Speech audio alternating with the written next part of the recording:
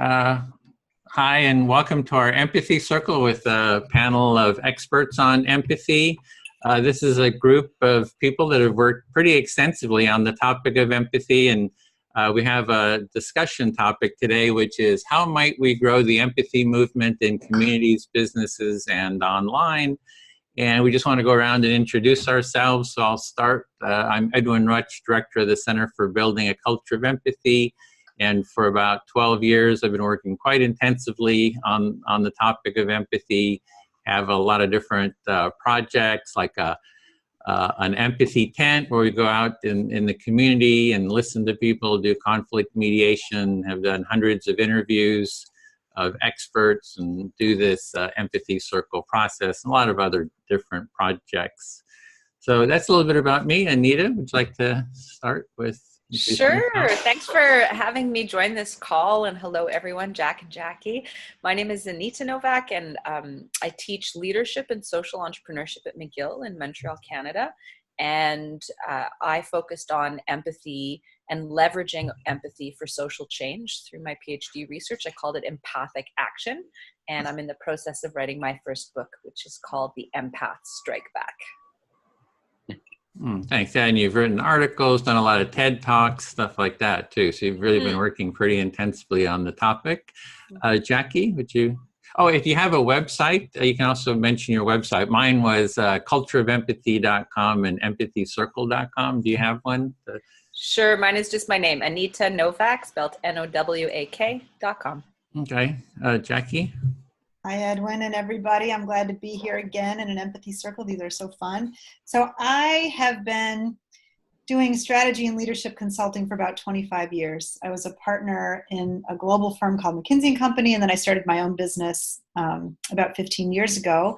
I started writing and speaking about empathy in particular about a decade ago because I realized that what was the missing link to the innovation that my clients wanted to achieve was empathy. And so I really dug into it. I gave a TEDx talk called A Good Day's Work Requires Empathy, and started a blog where I write about something we call the currency of empathy.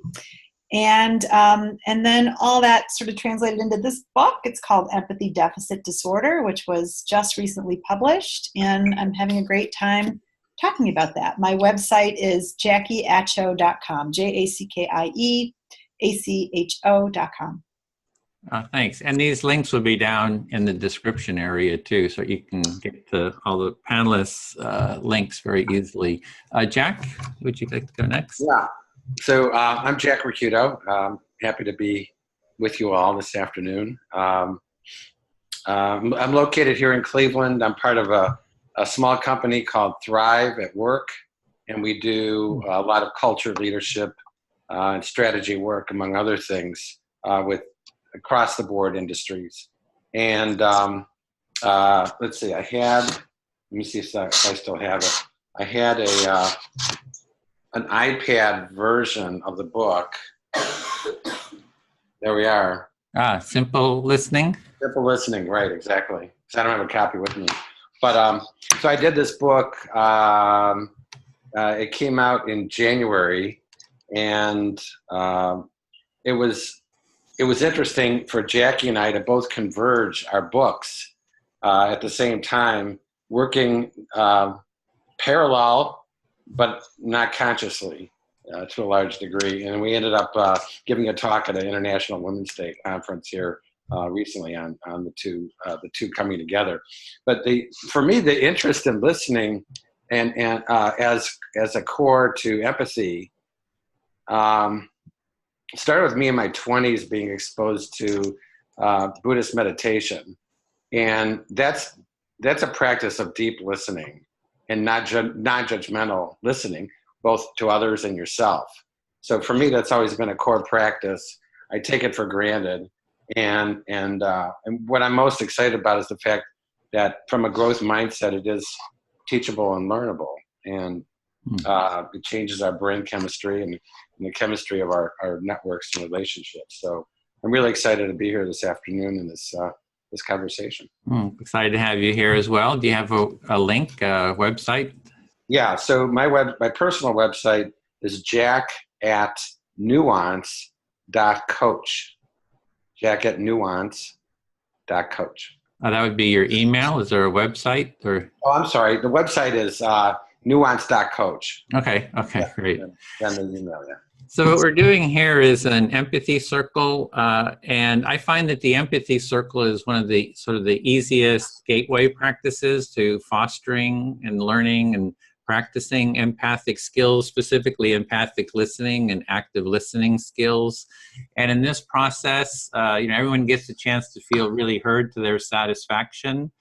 And so we're going to be using that process to talk about the topic. And I hope everyone read the instructions for how to take part, but I'll give a little recap here.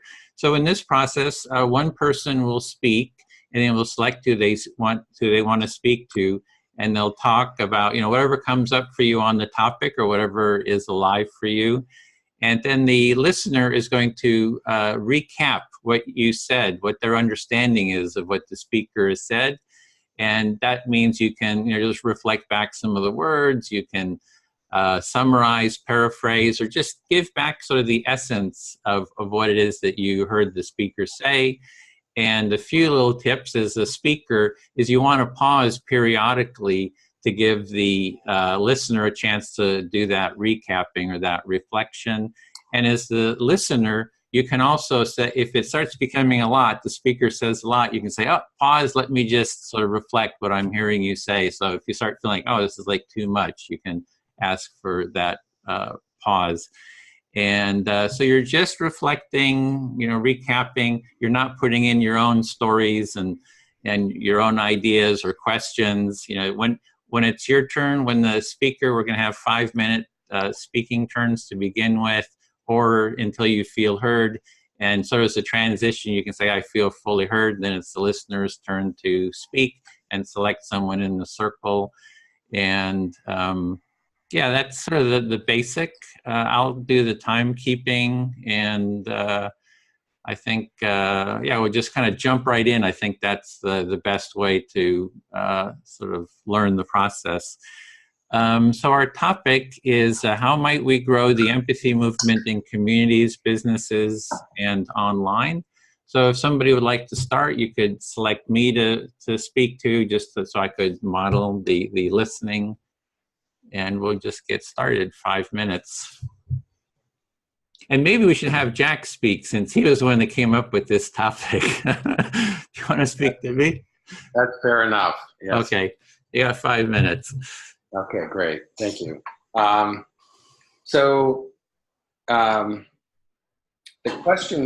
question really came out of the focus of the question came out of the idea that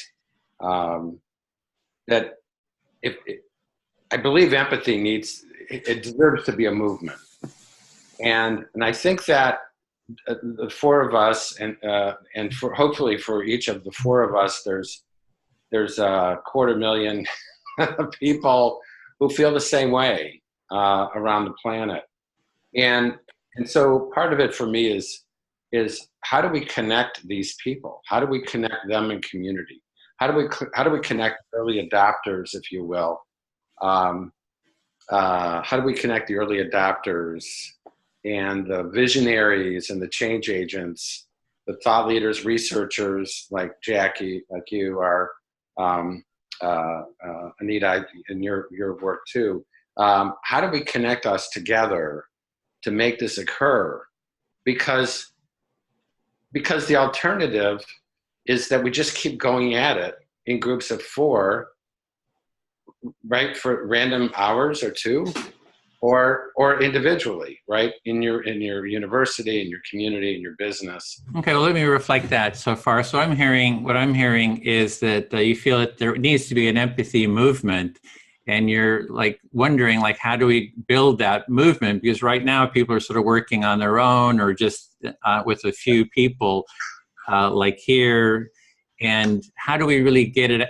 Create a movement? There's all these people who are interested in this, but how do we, get them, the early adopters and so forth, to take part and get involved to work with each other? Yeah, that's very accurate. So, so for me, it raises the question of the forming of community, the forming of networks, and I don't want to be philosophical about it. I really feel a sense of agency and urgency of looking at myself and what can I do to help bridge these gaps, bridge these connections. I think for me, it's partially finding out who's in this space, which I haven't even done yet. So that's a new awareness for me on this call at this moment. Jackie, I know, and if she's any representation of the heart of the network, we're in good shape. So. Okay, so you're looking at what you can do personally to work on a movement and building, and you think the first step is to really see who is in this empathy space, and then I'm hearing some, celebration of Jackie, that you feel if there's more people like her, we're in good shape. Yeah, so I feel like I have a good start, and then I'm meeting the two of you now, and so it raises the question for me of how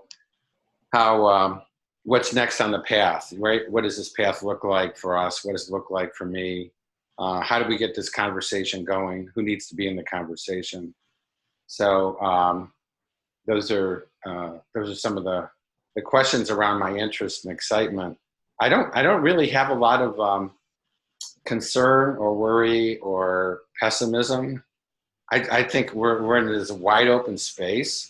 Now, if you tell me, oh my gosh, there's 2,000 of us already doing this, well, then, it's good for me to know. I'm just not aware of that.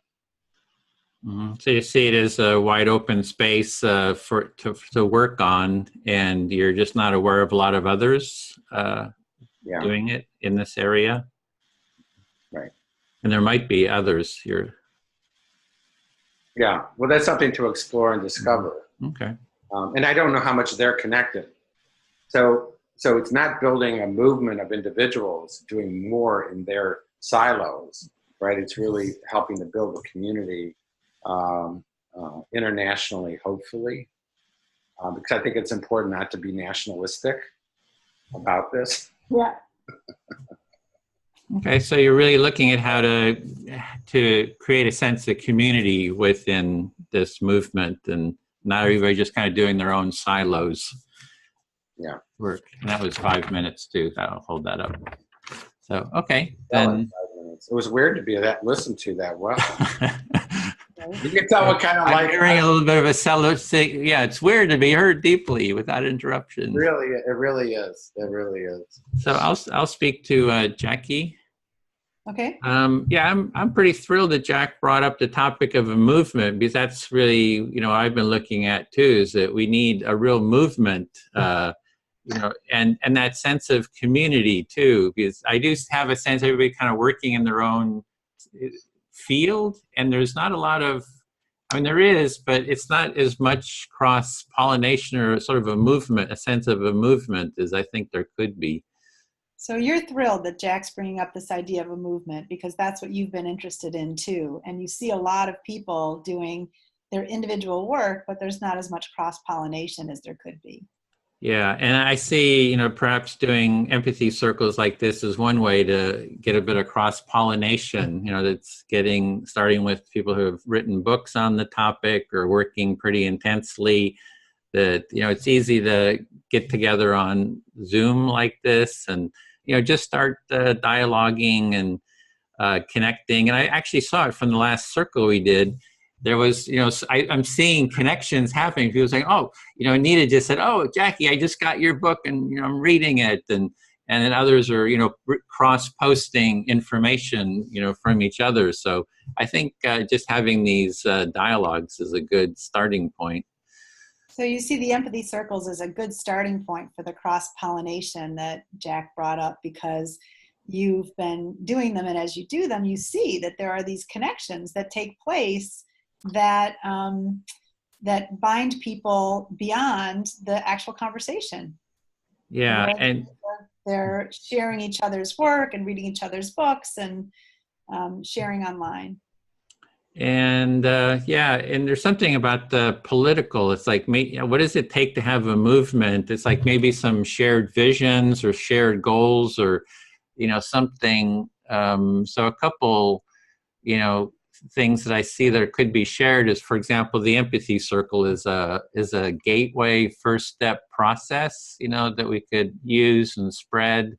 So I see that, and then.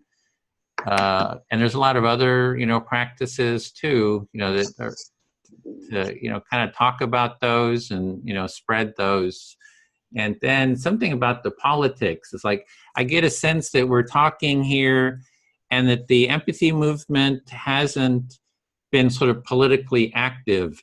And unless you're kind of in the realms of power, people don't take you seriously. It's like, oh yeah, the empathy people, they just listen to people. Who cares? So there's something about going to the power centers somehow is the other aspect. There's something important that we need to think about vis-a-vis the political and the power centers, that these things like empathy circles and the other things that you've been involved in for talking about empathy, spreading empathy, those are all pieces, but there's something bigger and maybe more political that we should be getting involved in. Yeah, to be taken seriously, right? It's like I feel like we're sort of dismissed within the political realm.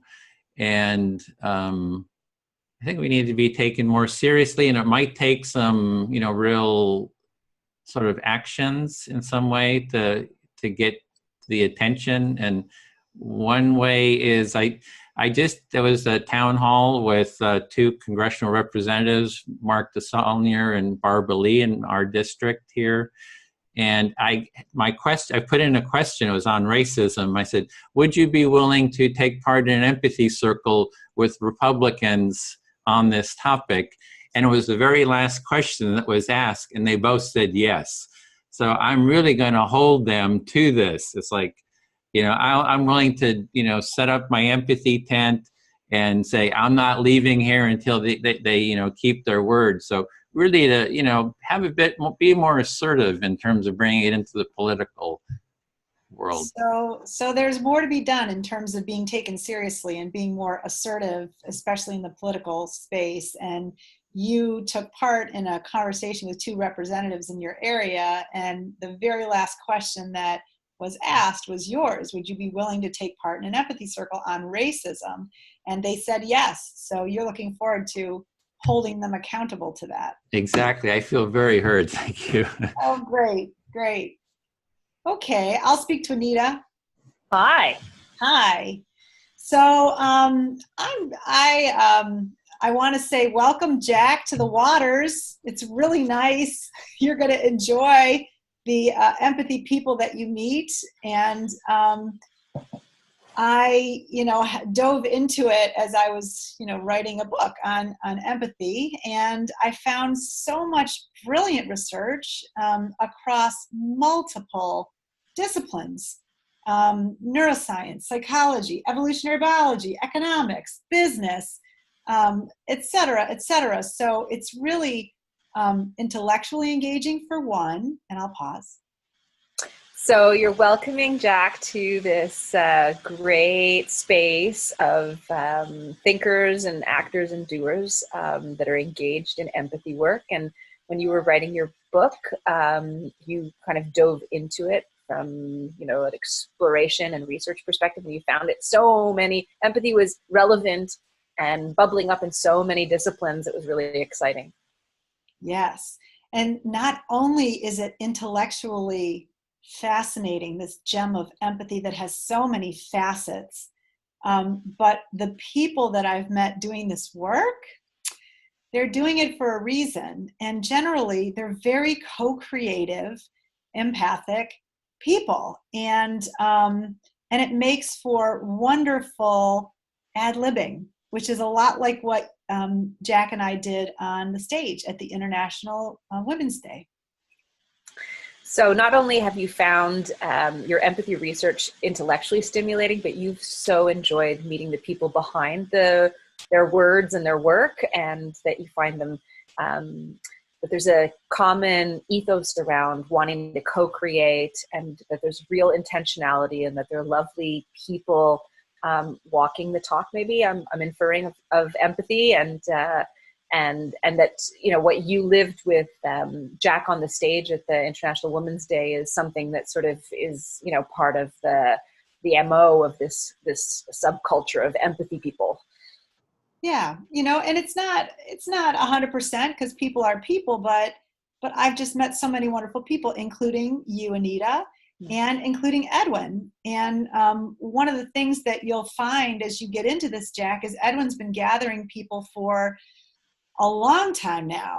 And so I'd be curious actually how many people you would count. And I think it probably would be, certainly in the hundreds and maybe in the thousands, Edwin. You can let us know when you get a turn again. So you are thrilled with the people that you've met, and that includes a couple of us on the call, well, all of us on the call, I guess. You're just amazed by how long Edwin has been, you know, interviewing and doing research with people who are studying empathy, and that there must be hundreds, if not thousands, of people in his network. Right.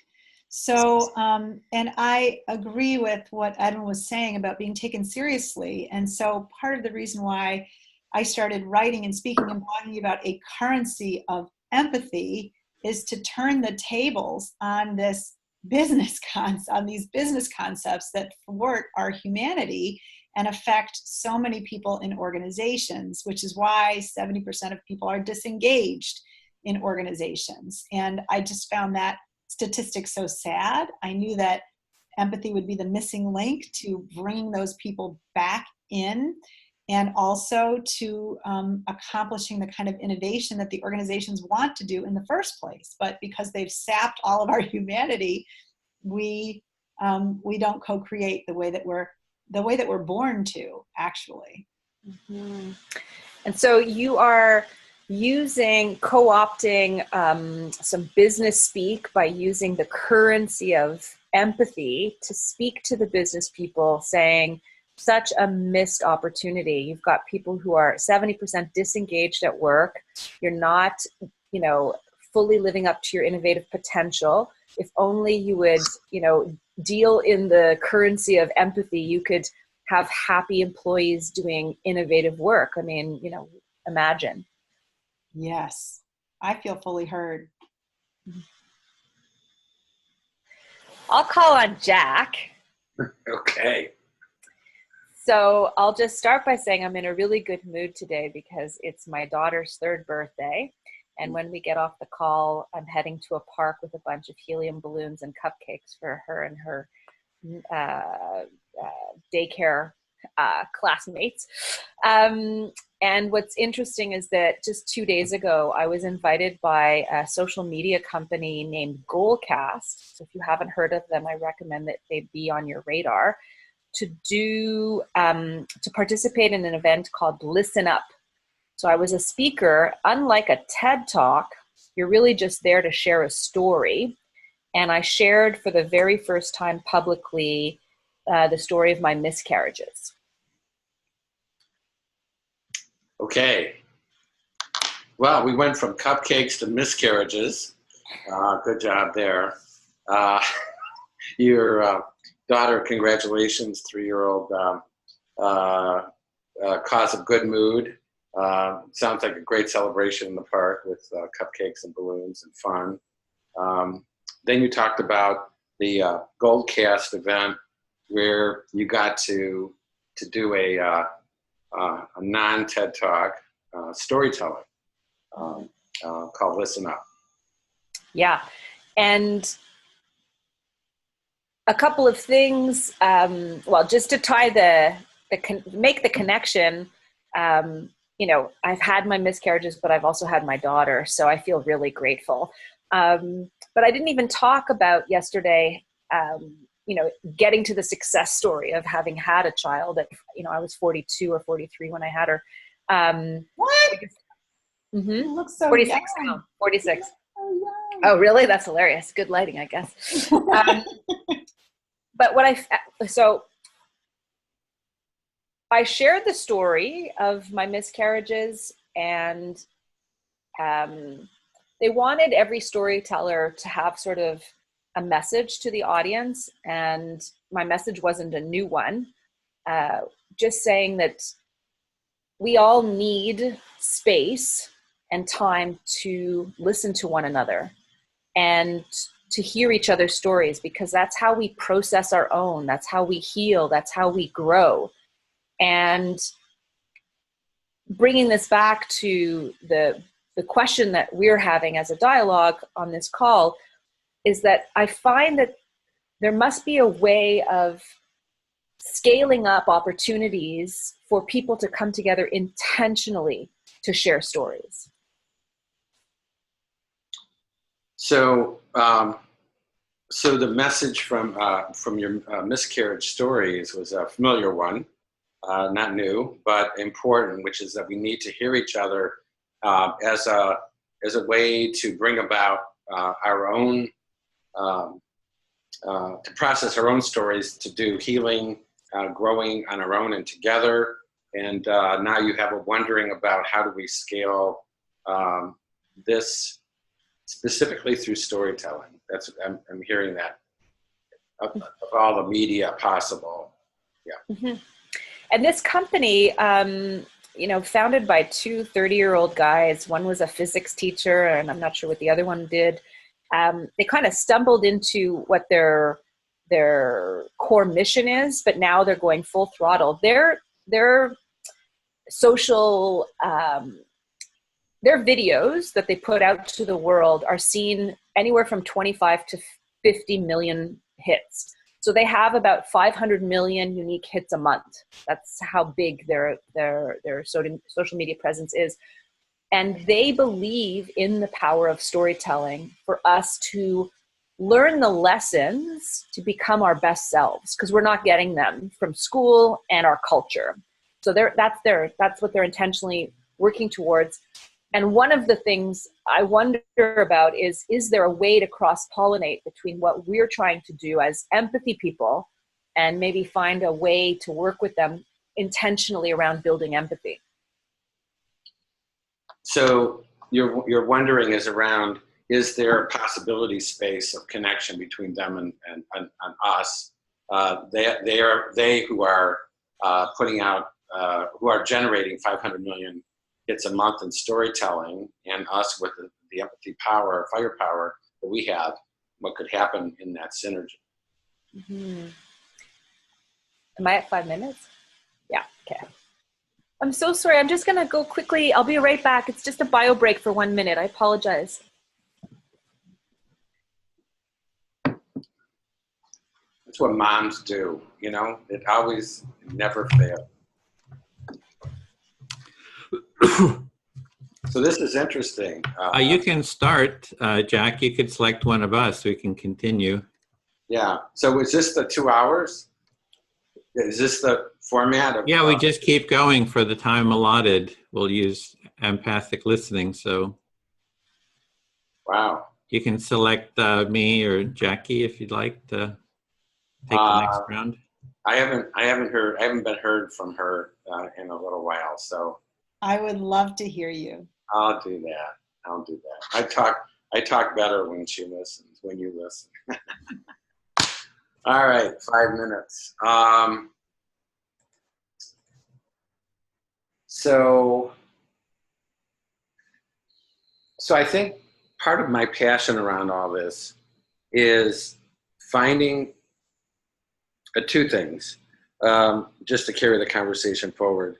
I'm interested in how can we make the teaching and learning of empathy and listening, empathetic listening, and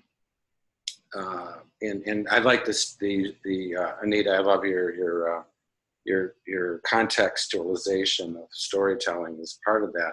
But how do we make the learning and teaching of empathy and listening accessible to people and how do we help people locate their reason for the reason for empathy in their life? How do we help them locate that? So you're really getting interested in this for two reasons. One is, how do we help people, the teaching and empathic, how do we help people learn well, I'm not going to get the first one right. How do we teach and learn empathic listening?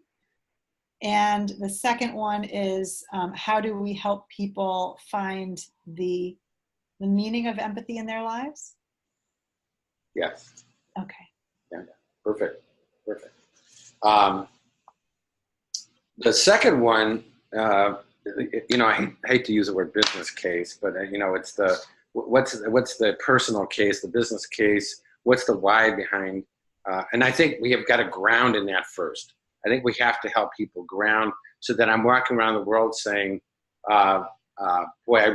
empathy needs to be more part of my fabric, part of my life, part of my becoming my best self, right? Or at least a better self, in my case. And I think that we need to start exploring about how to bring that into more intentionally, bring that into more natural groupings of people. How do we take it to, like you do in your church community, your faith community, or me in a corporation or a hospital, in a neighborhood? How do we, instead of forming new gatherings of people, how do we go into those and help people discover their why? So you're wondering how we go into the natural gatherings of people and help them discover the why of empathy. Yeah. And I think part of it is, and that's, I'm really appreciating this call, this conversation, because I think it has to be done experientially. I don't think it's 45 minutes of PowerPoints. As much as you and I love neuroscience, I'm not sure that's the way people will learn it, is through an academic head trip, cognitive, trip on it. Yeah. So, and one of the things that's really interesting to you is that you think that this is going to happen experientially, that it's not so much a cognitive process and it's not going to be accomplished through PowerPoint. And you appreciate this call because you feel that it's an experiential experience of empathy. Yeah.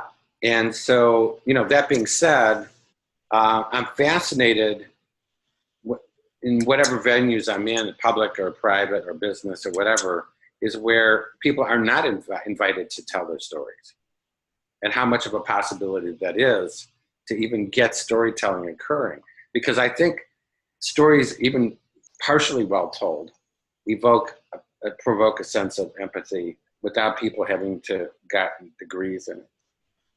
So what's also fascinating to you is that in business environments, especially in organizational environments, people are not telling their stories. They're not invited to tell their stories. And that telling stories, even not the best stories, helps people build empathy.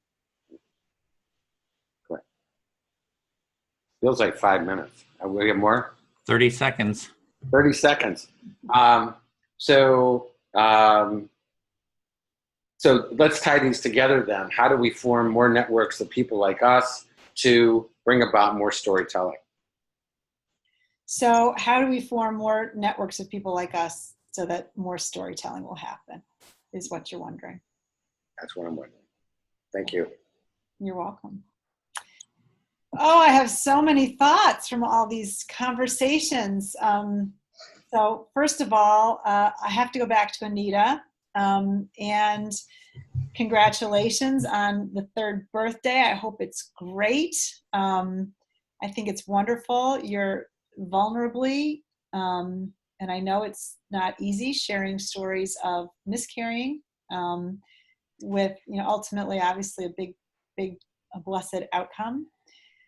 And part of the reason why this is so exciting to me is that I believe that parenting is one of the biggest ways to build empathy. So you're just celebrating my joy, recognizing my joy, honoring my joy around my daughter's birthday, especially in light of the miscarriages that I mentioned. But you feel lucky. You're saying parenting is one of the best gateways to really flexing your empathy muscles and becoming a more empathic human being. Right. And so I'm so glad that you brought it up. And you will find as you get into my book, thank you so much for being interested in picking it up, is that there's a lot of discussion about how parenting builds empathy in the brain. And you're thanking me for buying your book, and you're saying that there's a part of it where you're addressing how parenting, being a parent, really does make you more empathic as a human being in your brain, not just sort of theoretically, but really neurologically speaking. Right. So it's obviously it's not the only pathway to grow empathy, but people say, the neuroscientists say, so I'm thinking of Simon Baron-Cohen and others like him, that there are 2 times when you're really accelerating your growth in empathic capacity. If you, all of us have the first experience, which is early childhood. So we get this pot of gold of healthy empathy from our parents responding to us in our time before we had words. So this sort of affective body-to-body communication was all we had, and that's what we were learning at the time. All of us go through that. So you're referring to these 2 peak moments in our lifetime where our natural capacity for empathy sort of, really hits peaks. One of them is as a parent, but the other one happens to all of us when we just, travel through childhood. And that's because we've had empathic behavior modeled to us from our parents in an embodied form. So we are feeling the affective empathy from our parents, and that really helps us develop our own empathy. Right. It's a relational currency. It's a relational currency between people like us on this call, and it's a relational currency between children and their parents, especially in the early years. So back to the parenting piece for a minute, for the people who do choose and are blessed to have children, one of the things that gets in the way that creates this empathy deficit disorder is that we make it really hard for people to be with their children and work in a meaningful way. And empathy is a contact sport. So we can have this contact virtually, but when you have very young children, it's really just body to body. It's a contact sport. So you're saying that, empathy is a relational thing. It happens within context between people. So we're on a call and we're having a certain degree of an empathic communion together. But when it comes to parenting, it is full contact sport because you're constantly in each other's lives and space, and the arousal of empathy is like immediate. Right. So, and Canada may be better, but here in the United States, we actually rank last in the developed world for parental leave, which makes it very difficult to get a good start for parents with their children, just in terms of the amount of time they get to spend. And that has an impact on the children, and I believe it has an impact on the parents. A lot of the parents who are climbing the corporate ladder to leadership, or the political ladder, or they're building their real estate, empire, don't have time to spend with their young children. So they get deprived of that empathic development along the way as they're going into power. I'll pause there for a minute. So because the United States is at the very bottom of the industrialized world in terms of parental leave, there are great implications, because that impacts both the children and the parents at those 2 peak moments where their empathic proclivity could really be heightened. So you've got children that are not benefiting from that close relationship because they're not being taken care of by their parents. And then the parents who are off busy with work and the stresses of climbing the corporate or financial ladders. And so both lose out on that. Right. Oh, okay. Thank you. You'll come around again. Yep. Is it my turn? Your turn. Okay, Edwin, I'll choose you. Okay. Listening. So I am in contact with youth that are 20 years older. They're doing their undergrads, and they are very savvy and they're very confident, and they're coming to a good university, so they're smart, they're ambitious, and every semester we devote one class to what's called public narratives. And that is something that I learned from Marshall Gans at the Kennedy School. And that's worth just checking out for anybody on the panel. I'll stop there further. Okay, so in the school that you're at, you're working with older students, and you do something called public narratives. They're very bright students, and this is like a practice or something that you do with them. Yeah, so it's the public narrative has three major components: the story of self, the story of us, and the story of now. So the architecture of this 3-minute presentation that students make is they have to let us get to know them a little bit. They have to find some common ground with their classmates. And then they are, through the 3 minutes, they're talking about a social issue that they care about and inviting their students to do something, to act on that issue that's important to them. So the story of self has 3 different phases, and you're talking about yourself, and then also was that sort of a motivation for some kind of action for the community or the listeners? Well, the backstory is that Marshall Gans developed this through decades and decades of working with social movements. So he worked on the Mississippi boycott. He worked with the grape growers unionizing in California. He worked on Obama 1.0 on the ground. So all of his work around public narratives comes from this place of how are you going to lead people to really work hard to change something. So it's really about sort of storytelling, to engage people to work towards something, social movements or some sort of change work, cultural change work. And how do you inspire people through storytelling?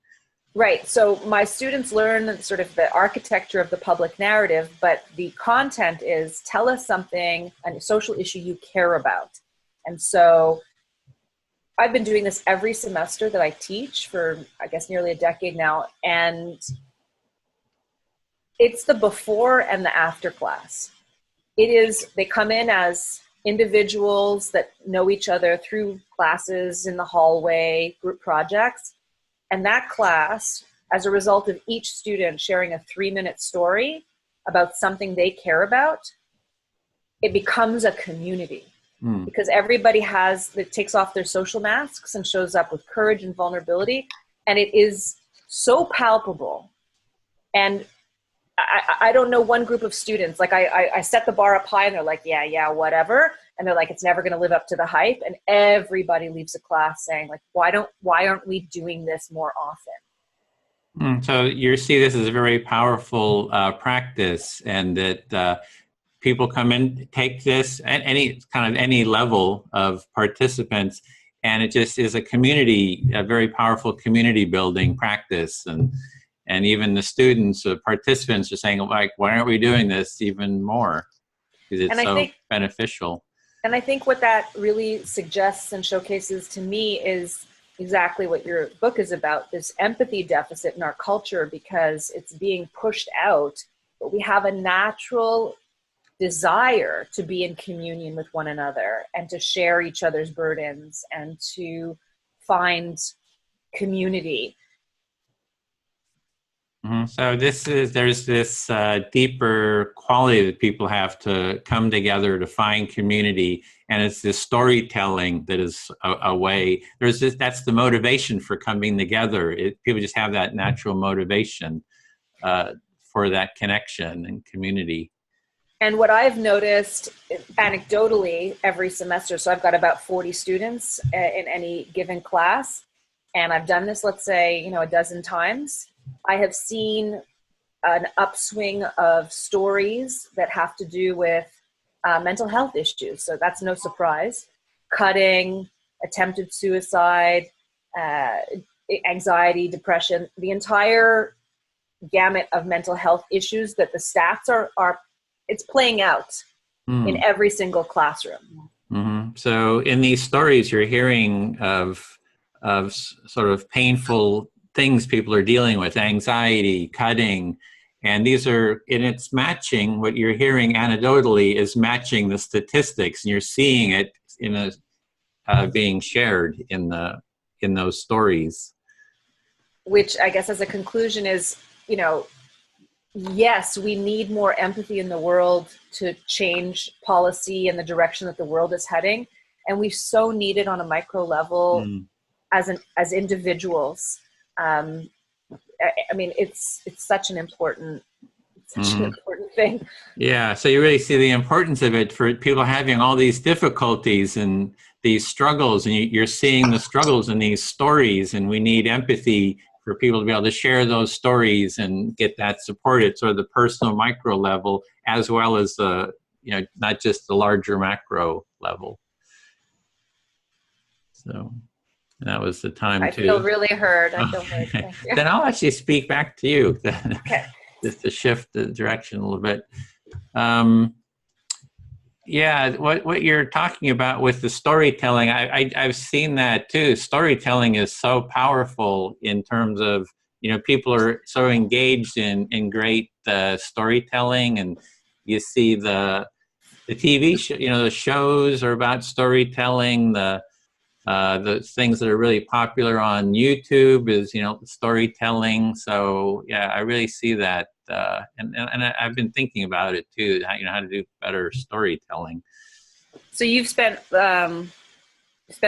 lately reflecting on the importance of storytelling, and you're watching this kind of upsurge or popularity around stories on YouTube. And so that's simmering for you.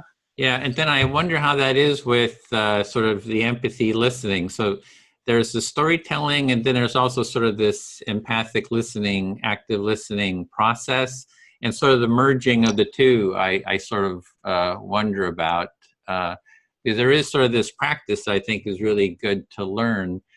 And in my family, so you're talking about family too. I mean, I just tell a little bit of a story, and I've told the story a lot because it was so meaningful. Is that I've been in my family, extended family, had tried to talk about the importance of empathy, and nobody really understood it until once there was a conflict in the family, between two family members, and I did empathic mediation. And I'll just stop there. So you've been thinking about the practice of empathic listenings, like what we're doing with these empathy circles, and you're also thinking about storytelling. And is there a place for the two to merge, or are they two distinct practices? So this is something you're thinking about, and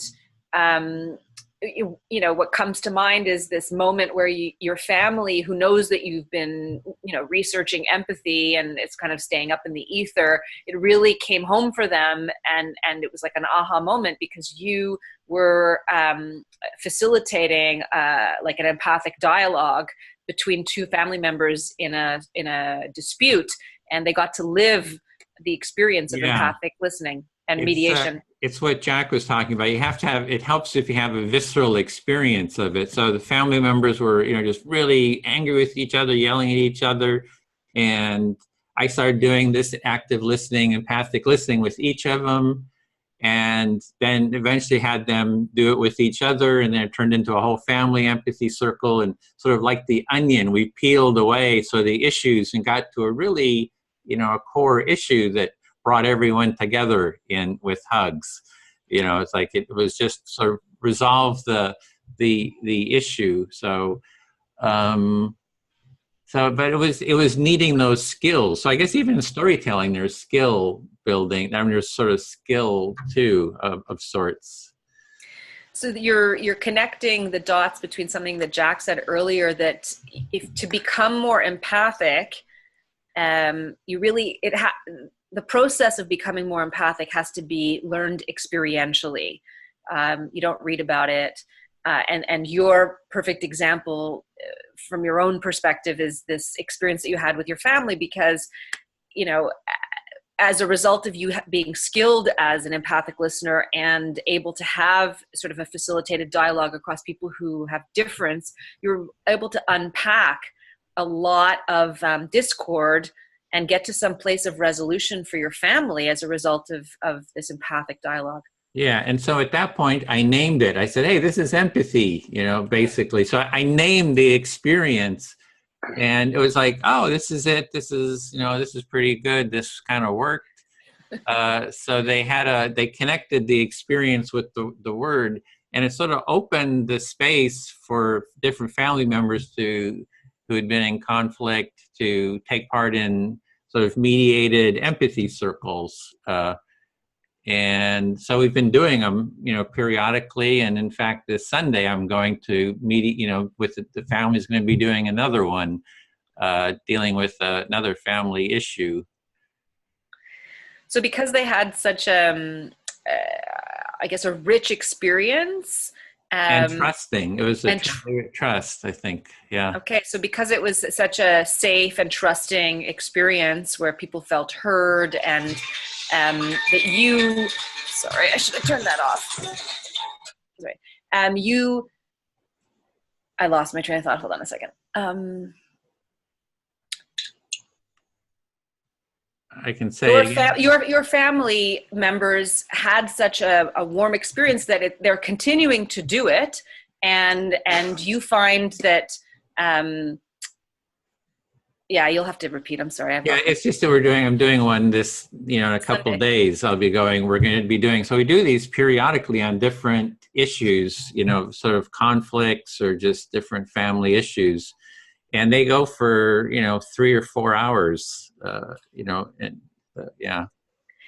So you've had repeated experiences with your family across a bunch of different topics. And what you've done essentially with your family is you've demystified what is this empathy thing, because they had the lived experience with it.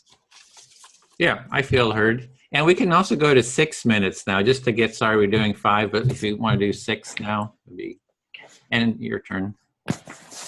Oh, it's my turn? Yep, again. Okay. Jackie? Yes.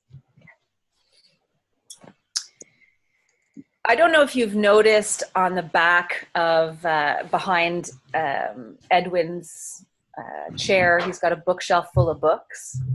I don't know if both you and Jack have a similar collection of empathy books in your library. I know I certainly do. My husband wonders, is there still yet another empathy book that you feel you need to read? And I'm like, yes.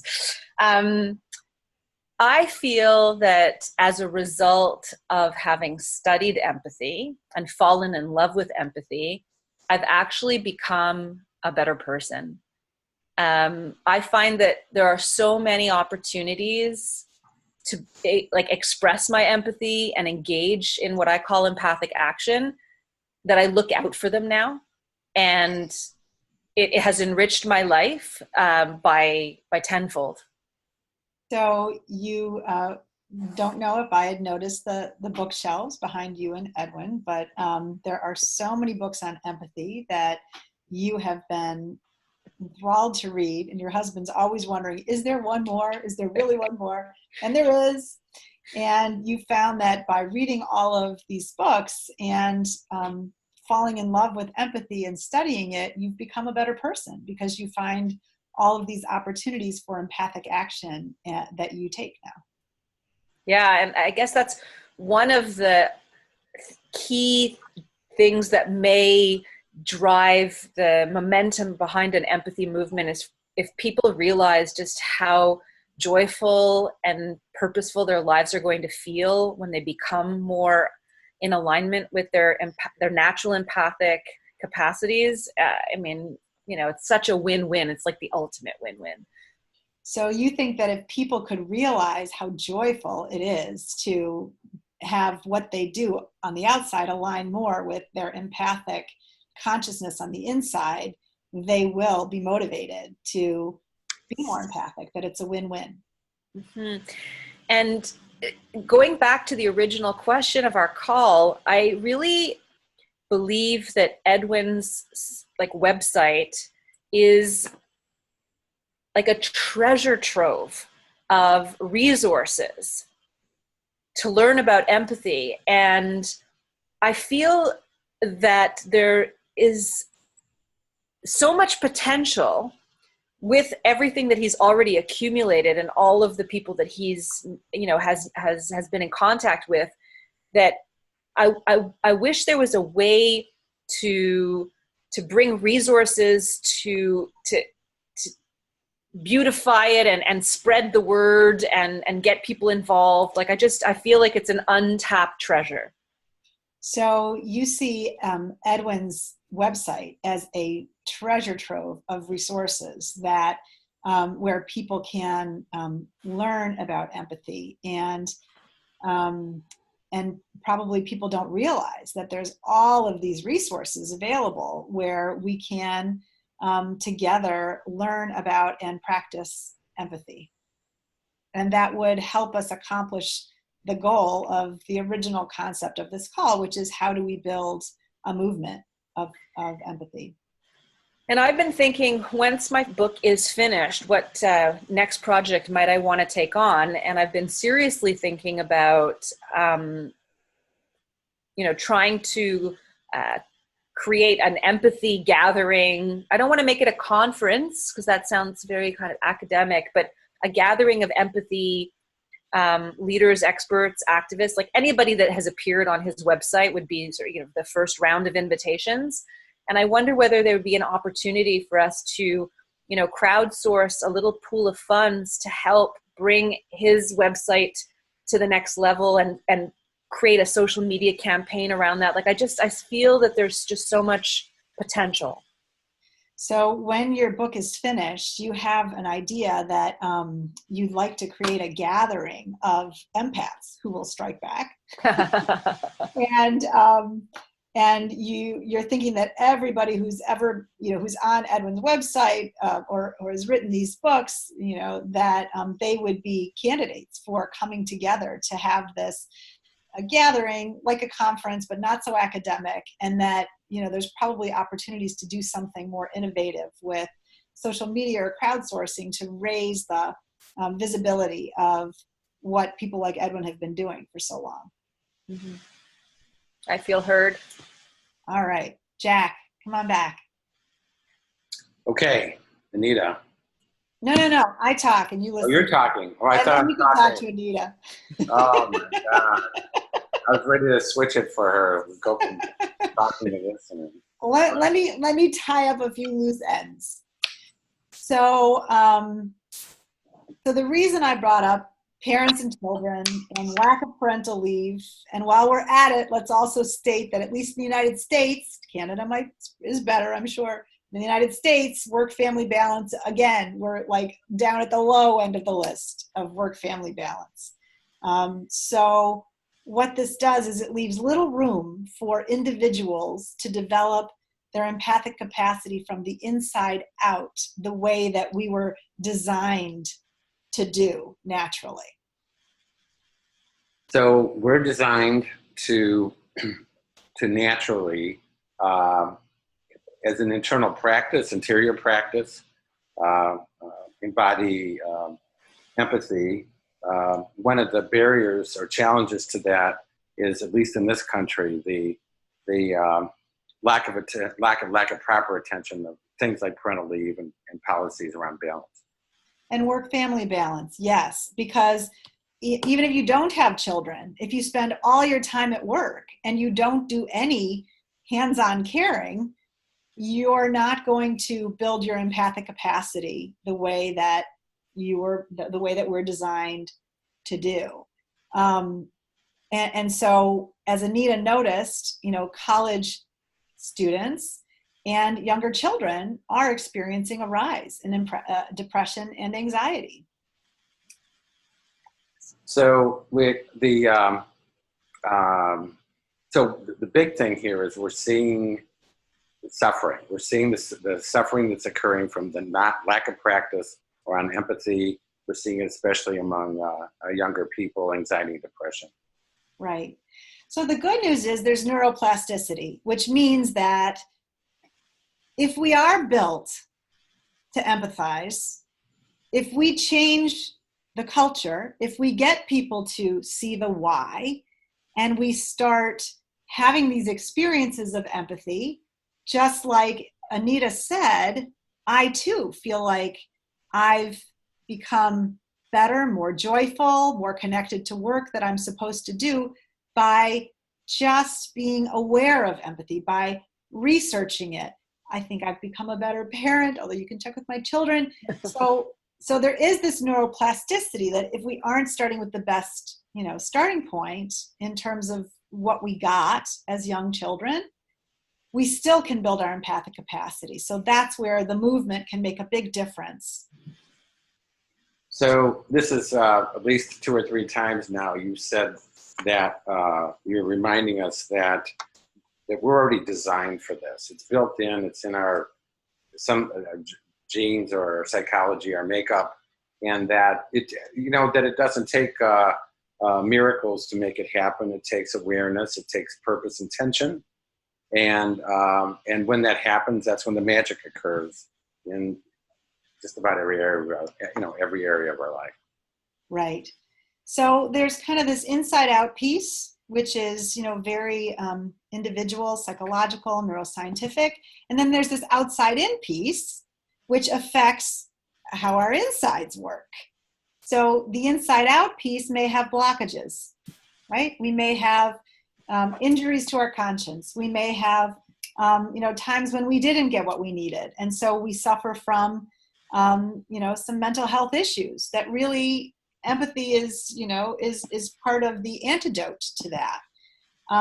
But then outside in, we have a culture and we have organizational systems that sap our empathy, sap our ability to practice, to make space for this human relationship. And so sometimes that's working against us. So I hate introducing other language when I'm listening, but I'm going to do it anyway.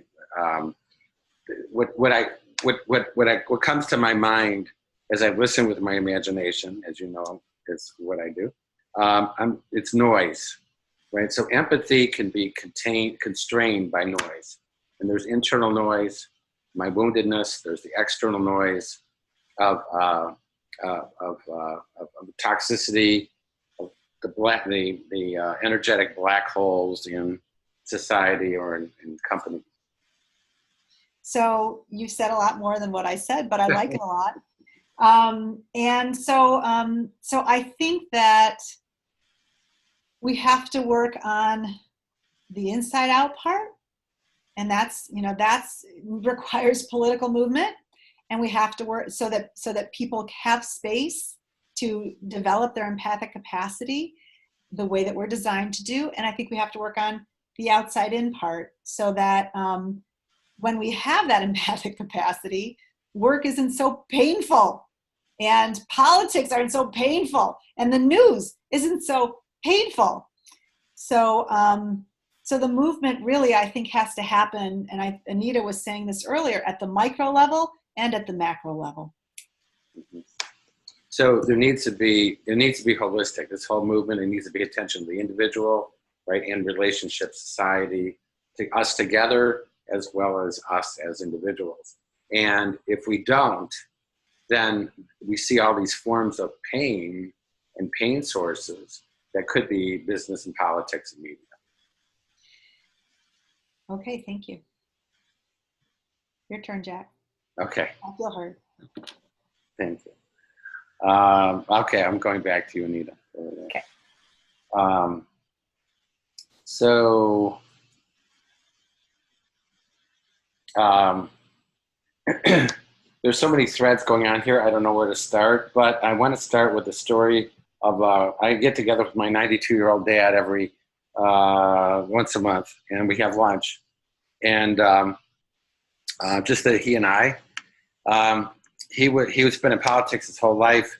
He was a Democratic politician until the Pope, he's a very good Catholic, said you can't be Catholic and Democrat at the same time because of the pro-life thing. And so that day, Fox News came on at my father's house, and it hasn't gone off since. So you're trying to wrap your head around all these open threads, not sure where to start, but you want to share how once a month you get together with your 90-year-old father for lunch, and he was a politician all his life and was a Democrat until the Pope said you can't be a Democrat and a Catholic. It's one or the other, and that's because of the pro-life stance of the church. So as a result, your dad made the decision, okay, I got to switch sides, and Fox has been on ever since. Right. So we're talking about, we don't, we're one of those many families that don't talk about politics just to maintain the illusion of peace and order. But I brought it up. I said, tell me what's going on with your view of what's going on politically. And I sensed for the first time, really listening, I paid attention to his emotion, not his words. And I said, are you afraid? He says, every day. I said, what are you afraid of? And he says, I'm afraid of everything. And it brought out this incredible resonance for me. And totally changed the nature. He became for the first time in our conversations politically non-belligerent, open, expressing himself right from an I point of view, not from all the constructs of commentary.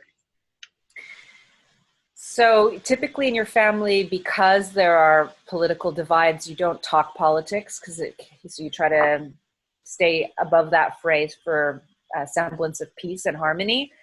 But recently you broached the subject with your dad and asked him what his thoughts are about what's going on in US politics today, and paid attention carefully to the emotions beneath the words. And there you found resonance because you heard him say that he is afraid and scared of everything, and that brought some common ground for you. Mm-hmm. Mm-hmm. So I share the story because it was an obvious shift for us. Right? I'm sharing the story because I really feel that while we create a movement, that it has to start with us. That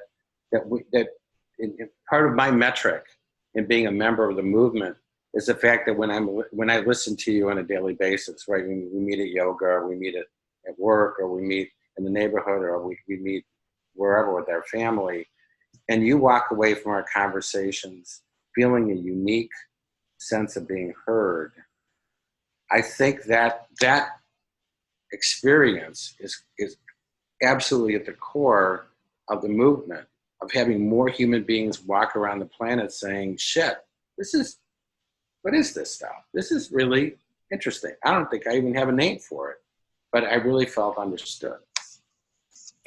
So you think core to the empathy movement is this idea that people who are participating feel heard, and the way to engage new people into the movement is for them to also be enlisted through the experience of having felt heard and listened to without judgment, because that's for you, a key part of you feeling like a successful empath is that when you're in contact with people, they do feel heard and validated. Right. Thank you. Yeah. So I'm picturing a part of this conference, or whatever you're going to call it, is actually a listening space. And I get this invitation right on the app, and it says, "Come to this place because It's a place where you could either be heard or hear other people. I'm like, geez, aren't we gonna like just talk about it and not actually do it? I mean, who are these people? What kind of people are these? And I think that would really blow a lot of people away. They said, are you freaking kidding me?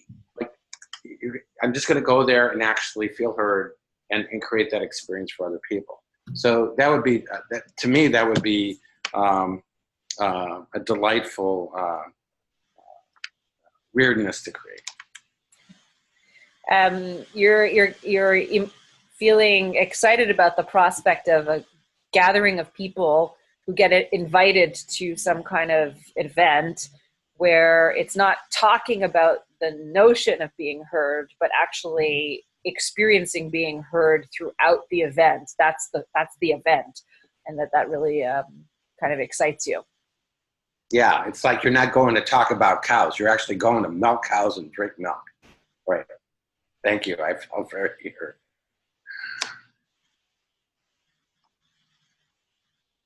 Oh, is it my turn again?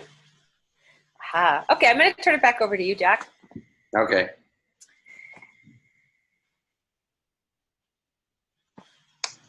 I have had the experience of being on one of Edwin's Empathy Circle calls once before, but I was only able to join for 1 hour, and now we are entering like a quarter and an hour into our 2-hour call.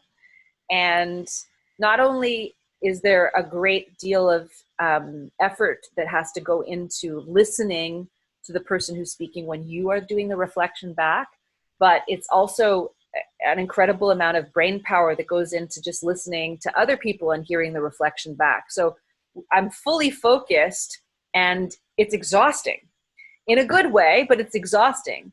So I wonder how a gathering of empaths would be if all we did were empathy listening exercises. I think we would walk out like exhausted. So your current state of experience of exhaustion from just this experience, just a short experience, of extended listening versus the first time, you're just wondering how would we pull that off, in a more elaborate event when that occurs. And then there's also two pieces for you. So there's two layers of exhaustion. There's you and the person speaking and listening, as well as, the many other people on the call, or the few others who are, you're listening to listening, happening to listening. So, yeah. So it makes me think that there would have to be intervals of embodied activity to sort of shake that feeling off. There would have to be opportunities for immersion in nature just to synthesize and process everything. But it's really lovely to now be in the headspace of imagining what that kind of gathering could look like.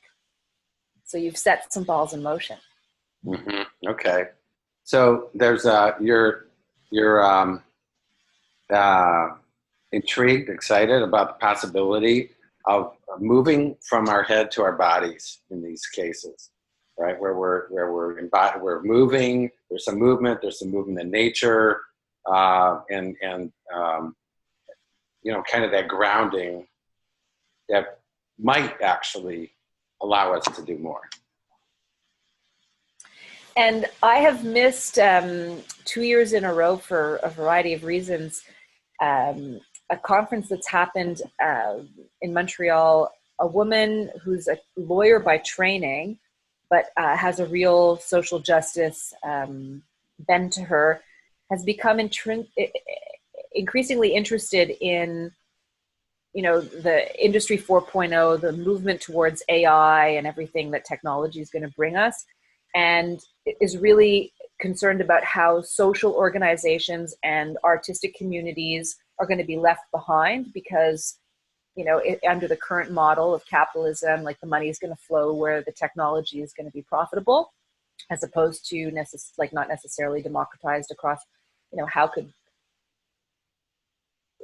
some nonprofits could never afford the applications or big data stuff. So she put together a conference to bring the world of social change workers and artists and AI together. So you're talking about a woman who has brought the kind of the improbable correlate connections between arts, social and social change and technology, because partially because out of this concern that technology is going to swallow up the other two. And she had no trouble whatsoever raising sponsorship dollars because everybody wants to support AI conferences. But I imagine that not everybody would swarm to fund an empathy conference unless there was, empathy in the new era twist somehow. And I'm starting to wonder what that could look like. So tech became the big money drawer for her, and you're wondering if empathy, maybe not having that kind of money draw that technology has, what could. Mm-hmm. I'm gonna pass on my minutes because I feel heard. It's just things going on in there. Thank you. Thank you. You're up, Jack. Your turn. To talk again? Yep. Yeah, you get to talk again. That's right. Didn't I just talk? No, I'm just kidding. Step one, select who you want to speak to. Yeah. I'm talking to you. Okay. How's that sound? I want to get my is it cheating if I look at my timer? Yeah, so you're just curious, is it cheating if you're looking at your timer? Just curious. That wasn't supposed to work that way. But all right, let's get started. I'm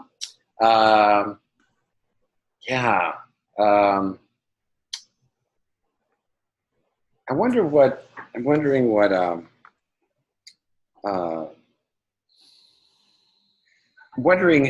how we can call attention to empathy work I'm back to the question of how we could do that in natural settings, how people in communities of faith, in communities of business, and communities of geography, of neighborhoods, and communities of politics. I wonder how we can start to introduce that for the current generation of adults and children that exist today. I mean, obviously, we could talk about schools and how we introduce it in schools, but I think it's messier of how we introduce it with adults who are roaming the world willy-nilly every day. So you're going back to just thinking about how to introduce empathy into existing organizations. You mentioned schools, but really for adults, be it places of worship or maybe community centers, and how to, just introduce it there. Mm-hmm. And just sort of sitting with the question. Yeah, exactly right. I think that I think making it a new conversation is a part of the answer. I think we're not even having we are, but this is extraordinary for me to be in this conversation because I neither participate nor host these as often as I probably could or should or would want to. So I think that's part of what's occurring to me is just that we start even inviting these conversations in whatever real context we have, and have people look at us, with the way dogs look at you when you have something weird to say or sound, and they just tilt their heads and what the hell's going on. So you're thinking, well, you just within the context where you have your connections, you just introduce this, and you're sort of anticipating that people kind of like wonder, like, what's this all about? What's going on here? I think I'm fascinated with invitation questions, having been a lifelong fan of things like open space and Oh yeah. these liberating structures, the World Cafe and so on, that all, operate from convening questions. And I think one of the I think a juicy question in these kind of circumstances and the conferences we're talking about is why should we be talking about empathy in the first place? And I think I think we want to get it as provocative as possible, because the conversations need to be new. They can't resort to rhetoric and cliche. They have to be heartfelt.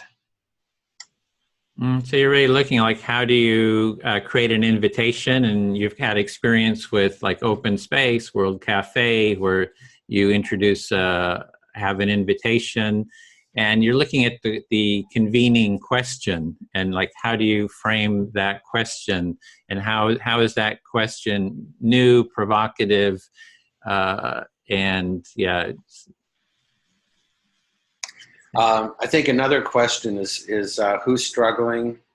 If we look at a community or a business, or a neighborhood, who's struggling, and how can we invite a space where they can tell their stories. Mm-hmm.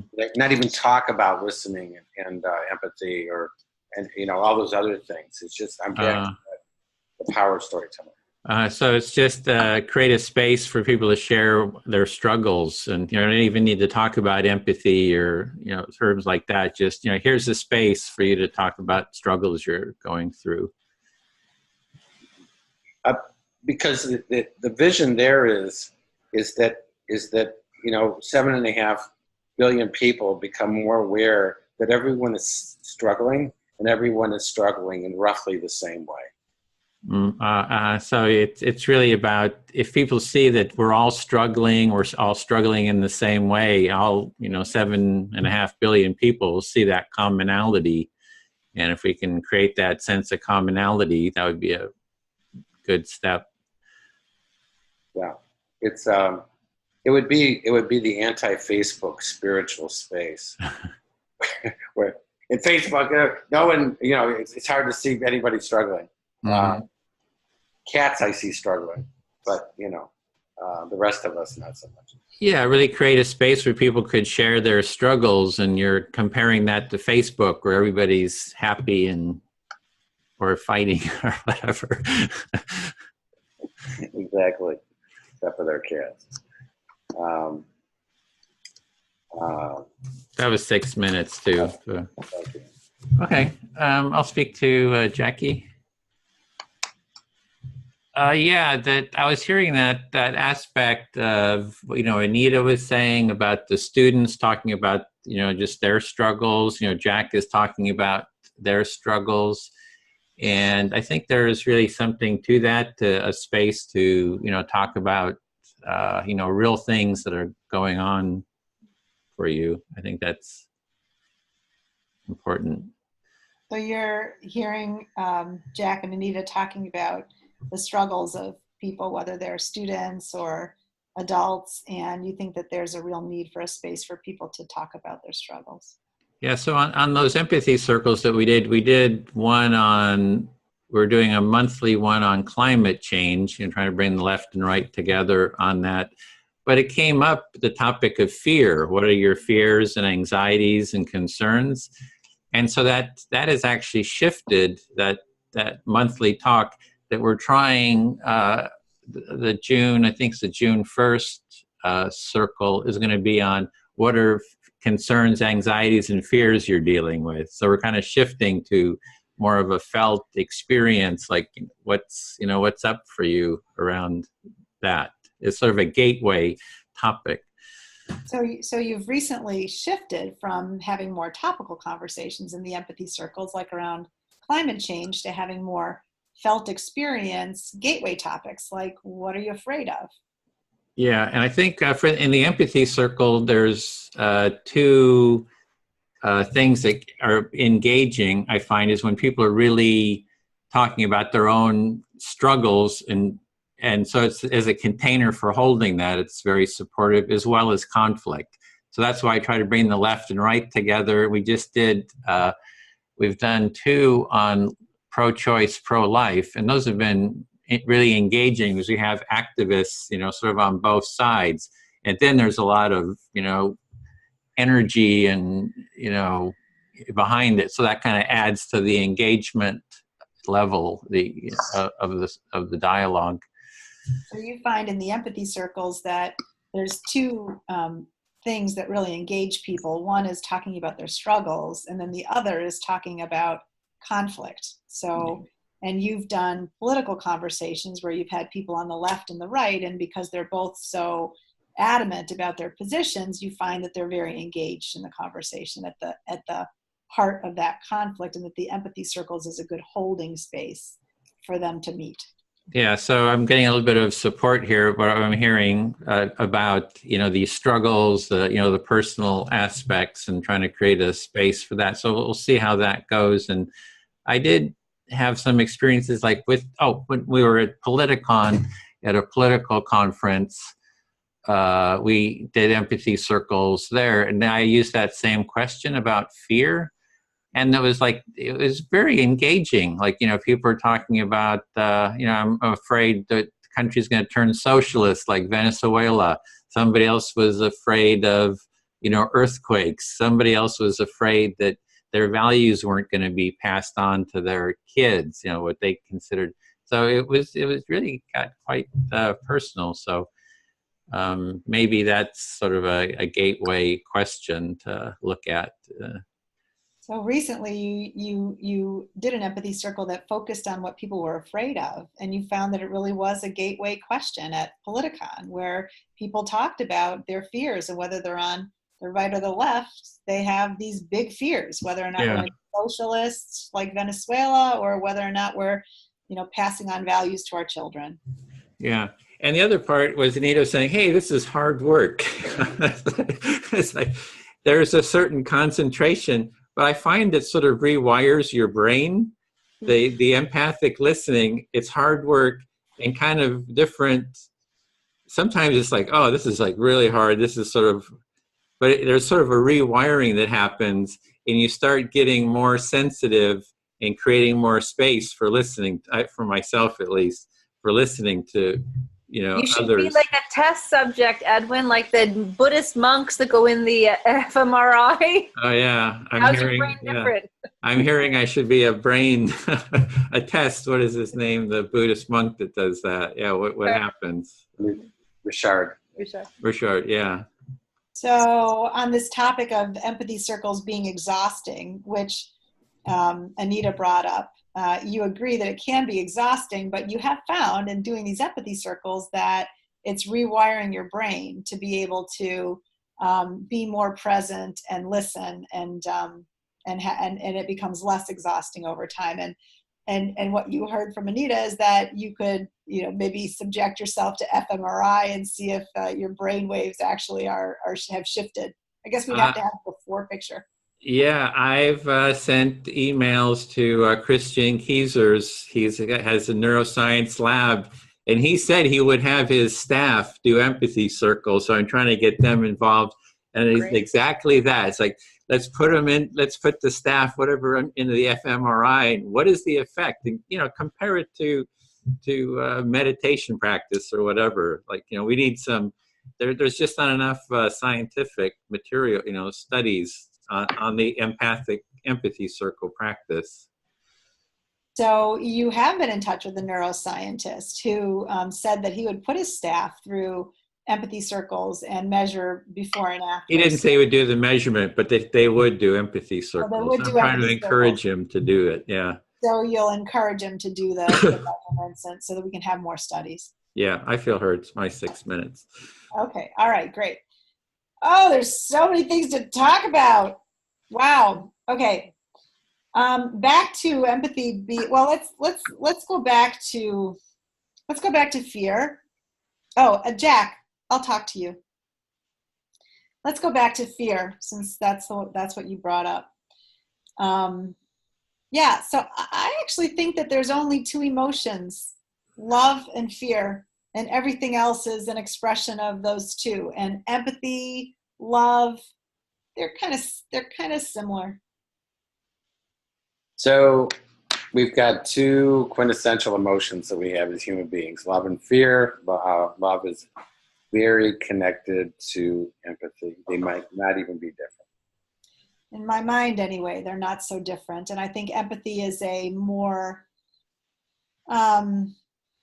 cognitive, and it has become more scientific because at least there are studies with fMRI machines where we can measure people's empathic capacity. So this very soft thing has more solid ground. So I feel like empathy is a way to talk about love without being so soft. So empathy has taken on more of a cognitive form.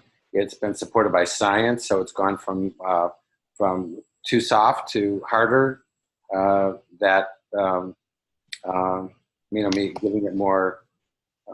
Giving it a different kind of attention. Right. So I actually think that there are really only two currencies that are flowing between people, whether it's you and me in this discussion or in a large organization or in a country like the United States or Canada or across the globe. And it's this currency of fear or this currency of empathy. And one crowds out the other. So no matter what level you look at, micro, meso, macro, you have a trade-off. You have empathy or you have fear, and one dominates and then makes the other one diminish. And I think that fear is very addictive and profitable, and it's easier to transmit. It's almost like a virus. It's easier to transmit. But I think empathy also can be contagious. Okay, so you're saying that empathy can be contagious, even though to a large degree, fear, it has this power of being also highly contagious, addictive. So it's got all those, powerful qualities. Right, because empathy really, it does require some time and contact, and fear is more efficient. So it's easier to transmit through the media, even with the ways that we ask people to behave in organizations. So when we look at especially people in organizations, one of the differences between fear and empathy is that empathy takes time, and fear apparently doesn't take that much time. So therefore, it's got more velocity. Right. But the really interesting sort of twist on all of this is empathy collapses time. So once you have an empathic connection with somebody, it's like that picture of Madeleine L'Engle, where it was Wrinkle in Time. It's about Wrinkle in Time, where she was illustrating there's an ant walking across a string held by two hands, but the Wrinkle in Time brings the two pieces together, so it's just a leap then.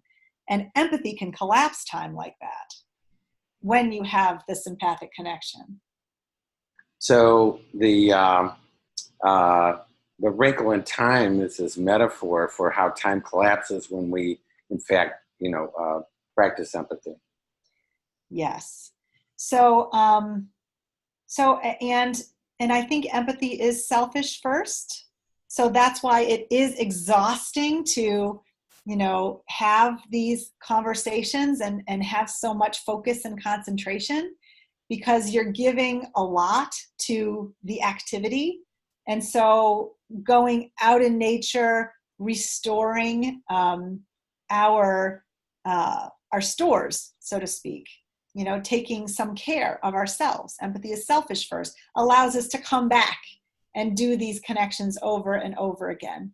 Once you have a really, I think, unfettered empathic connection, then the back and forth becomes less exhausting. So we have to have a back and forth, because the exhausting comes from the fact that that we're giving so much. The other piece of it is that it's a selfish act, that we're giving, and we have to come. Ultimately, the point is we have to come back to ourselves and renew and refresh. Right. So that we can have this sort of empathic back and forth in an unfettered relationship. That's the end of that thought. I have one more thought if there's time. So I'll let you summarize that thought. It was pretty short. It was short. Okay, you can add it on. You can tack it on to the next thing, which is struggle. And I'm actually going to say that my mother told me this years ago. My mom's a therapist, a psychotherapist. And she said people connect through their vulnerabilities, not their achievements. So your psychotherapist mother has this saying that people connect through vulnerability, very Brene Brown, and not through, the achievements. Right. There we go. Your turn, Jack. I feel heard. Thank you.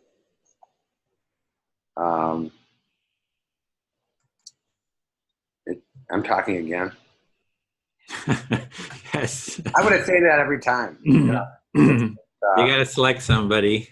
Yeah, I'm just gonna stick with Jackie for the minute. Thank you. So I just want to go back to the notion of putting the brain, all the brain measuring gear on your head, Edwin, when you're doing these crazy empathetic feats, and I think there is some tie-in, and I just want to talk about that. So one of my biggest I'm a huge fan of Harvard's Ellen Langer, who is really literally the mother researcher of mindfulness. She really is the person who kicked that off years and years ago. So you want to go back to this idea of measuring brains of people like Edwin who practice empathy to see, how we can measure things like that. And you're a big fan of Ellen Langer at Harvard, who's the mother of measuring mindfulness. Mm-hmm. And so her definition which is very elegant, is that mindfulness is noticing what's new, period. And that's what we do when we listen empathetically, is we're noticing what's new in each moment. Because what I experience of your voice now is different from what it was 2 moments ago. So her elegant definition of mindfulness is noticing what's new. And that so fascinated me. I don't remember what you said afterwards, but it had something to do with noticing what's new is at the heart of empathic listening, because it's noticing what's new in what you are saying now versus 2 minutes ago. Mm-hmm. Yeah, so it's perfect. You got it absolutely right. So when I teach mindfulness, it's just that teaching that simple act of noticing what's new and different in each moment. That, after even 8 weeks of doing that, changes our brain chemistry. It literally rewires our brain. And so we do have that neuroscience. Edwin, I can't imagine what the inside of that head looks like. Or for any of us, for that matter. And there is a rewiring. I do believe that. Because it's a... and a friend of mine was telling me this last night. We were talking about meditation, and for him, he does meditation at his tech company every day at 2:00. And he said it's incredible how it's changed the chemistry of the group that does this. So when you teach mindfulness and meditation, and you help people notice what's new, it really does change their the way their brains work, you can see. And there's a tech friend of friend of yours who's in a technology company, and he does meditation every day at 2:00 at his company. Sounds like everybody does it. Not just him, but everybody does it. And it's changed the culture of the company. Yeah, and so it's pretty well, I think it's pretty well understood that when this is happening in a group, that the brain chemistry changes, albeit the exhaustion factor that gets into it accelerates. And I think that's what I heard you were, Edwin. One of the things I took from you is the idea that it might take a lot, but it gives a lot and accelerates that the brain rewiring that occurs. And I think that's a possibility. So, and the rewiring of the brain that is evidenced in mindfulness and meditation, you see a real parallel with empathy, and you think that there's a real possibility that there is a rewiring of the brain in empathic listening, and that even though it takes a lot of work and it makes you exhausted when you first start, that it gives a lot, and part of what it gives actually gets laid down in new tracks in your brain so that it becomes easier over time. Yeah. So one of the trickiest areas of the book, the Simple Listening book, for me to do was this whole area on inner listening, right? Listening to ourselves and the transformative power of that. And what's interesting is that that's my practice right now. When I sit every morning at 6:00 for an hour, my practice is 43 years old or something like that now. No, 47, because I started when I was 20. Yeah. And that's all. That's it.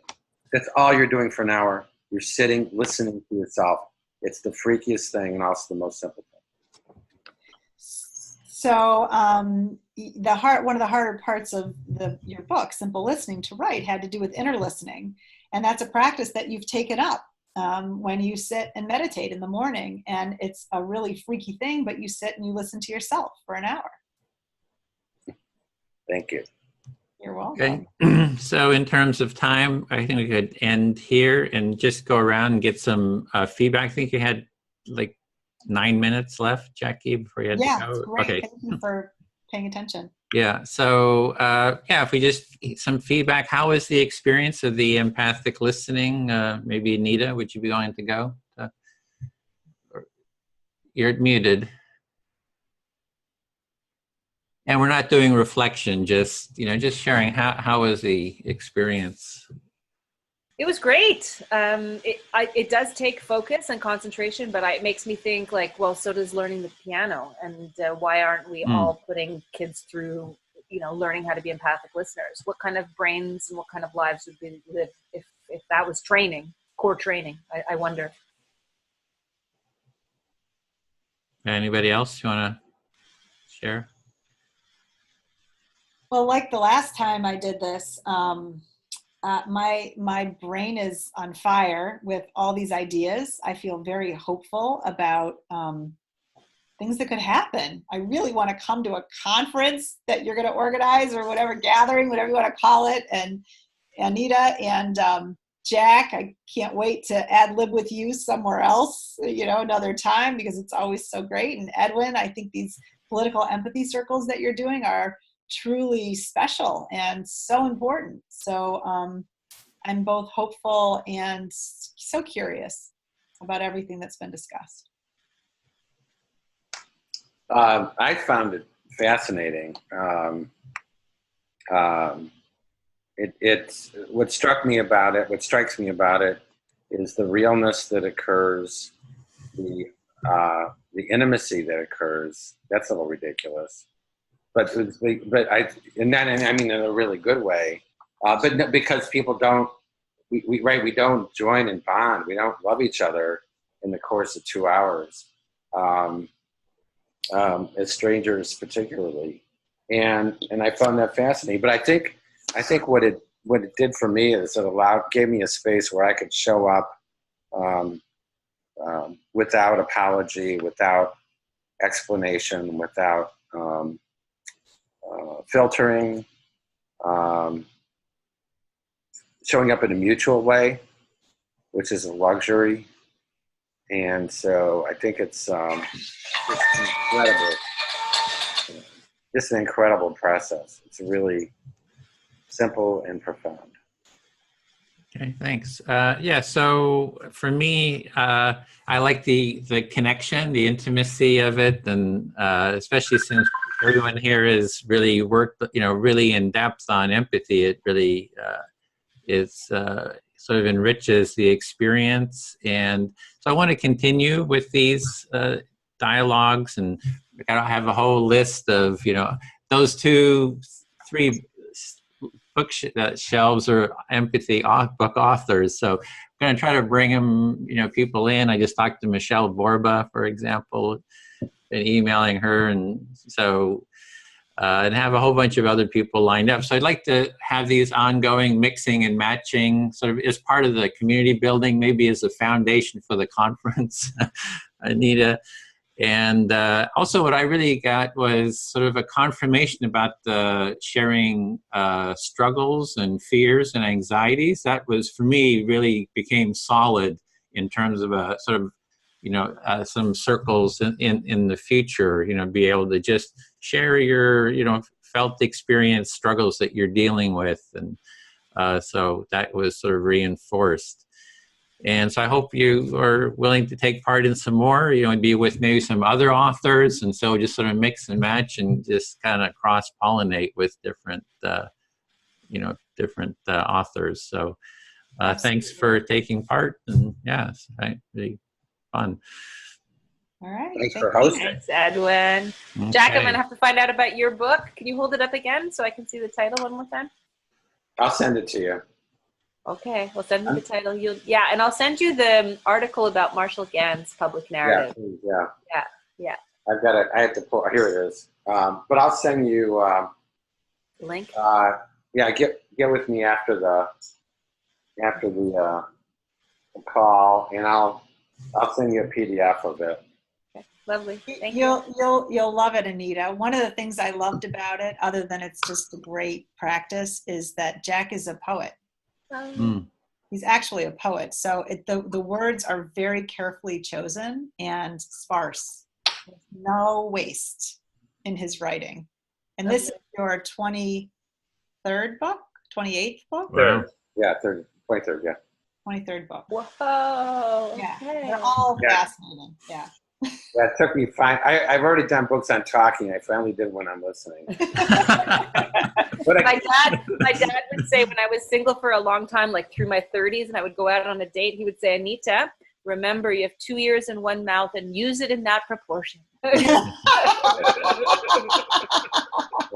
Wisely said. Well, try taking the empathy circle, forward too, Jack. Like if you want to try it with your, political talk with your father. So I'm trying to encourage that. Then report. Yeah, I can't wait. Thank you. Bye, everybody.